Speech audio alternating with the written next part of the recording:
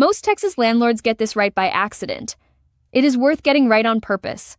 A smoke detector addendum records that working alarms were present and tested at the start of the tenancy, and who is responsible for what afterwards.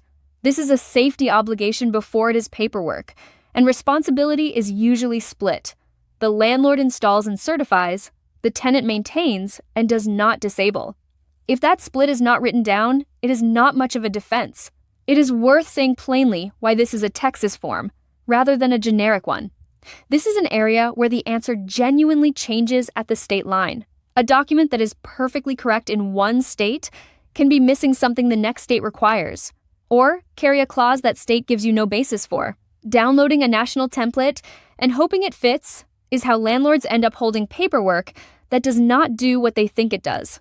Our page covers the Texas requirements and gives you a fillable addendum.